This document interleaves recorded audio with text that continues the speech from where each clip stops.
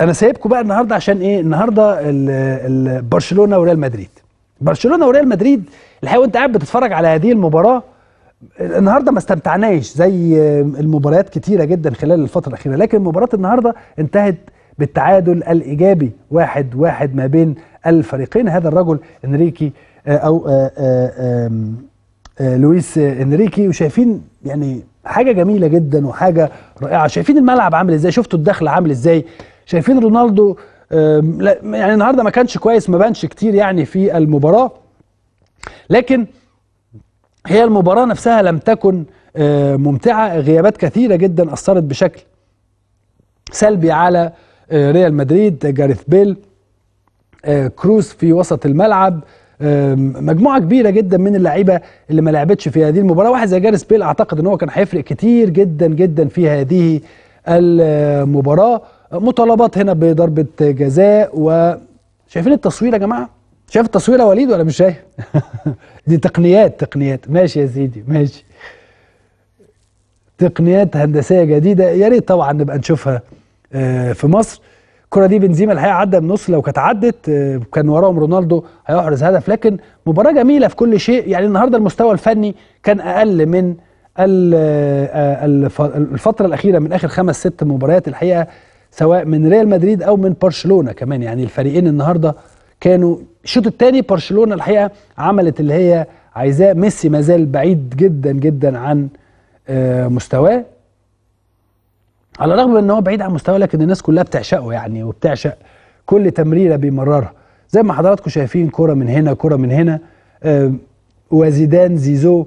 وكان النهارده هيبقى لو كان كسب برشلونة النهارده كان هيبقى ده هدف المباراة الأول. لويس سواريز من ضربة حرة غير مباشرة. زي ما قلت لحضراتكم، زين الدين زيدان كان هيبقى واحد من المديرين الفنيين لو كان كسب برشلونة النهارده.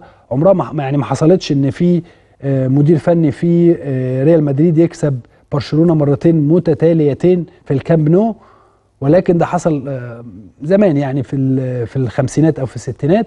وكان زين الدين زيدان هو اللي كان هيبقى لو كان كسب برشلونة النهارده، ولكن تعادل اعتقد ان هو بطعم الخساره بالنسبه لبرشلونه، لان فارق كبير في البوينتس ما بين الفريقين. سواء ريال مدريد يتصدر طبعا الدوري في او لا ليجا في اسبانيا ب 32 النهارده 33 نقطه ولا 32 نقطه، ايضا برشلونه ب 28 نقطه. فكان يتمنى الحقيقه برشلونه ان هو يكسب هذه المباراه.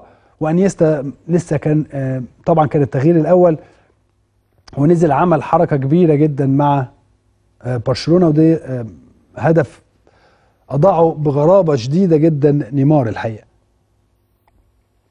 الناس دي بترقص زي ما هي عايزه، يعني ما بنشوفش الحاجات دي في مصر يعني. لكن الشوط الثاني زي ما قلت لحضراتكم كان برشلونه افضل بكتير جدا من الشوط الاول. يعني المباراه كانت اعلى من الشوط الاول بكتير. بعض الهجمات او معظم الهجمات كانت رايحه في اتجاه ريال مدريد ونافاس. زي ما حضراتكم شايفين، ميسي بيضيع، نيمار بيضيع، كل المجموعه. سواريز لسه مضيع واحده برضو. بصوا انيستا بيعمل ايه يا جماعه؟ بيعمل له ثرو باس في وسط اربعه، في وسط اربعه، واداه للجول.